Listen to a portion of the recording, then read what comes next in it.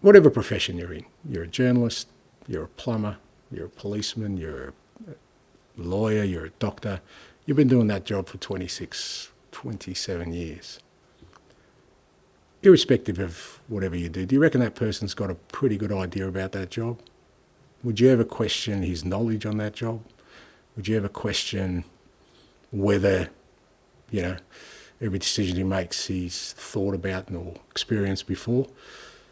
But then you might say, okay, but for 26 years, and if you survive for 26, 27 years, it means you haven't stuffed up too many times. And whatever you do, because if you're a plumber, then everywhere you've gone, if there's leaks, then you're not going to get another job. If you're a doctor and people are dying, then you're unlikely to kick on. So if you're doing it for 26, 27 years, he's got a fair idea about what he's doing.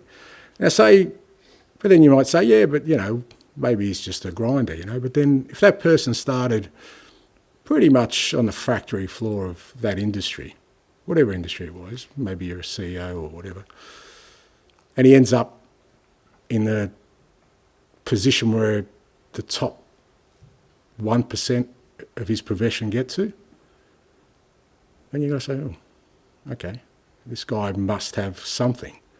You don't get to that from the factory floor, from the basement to the top 1% in your field.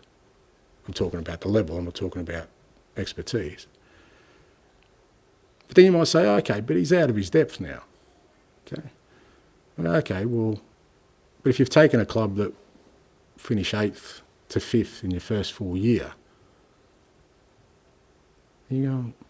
So when you put all that together and then you hear, like I said, he's out of his depth, he doesn't know what he's doing, he's got no idea, his methods don't work, his philosophy doesn't work. In any other industry, you wouldn't do that. You might be critical of his performance, but you wouldn't do that. But Google my name and get some headlines and just plaster them on a wall. And you would say, I don't think that fits.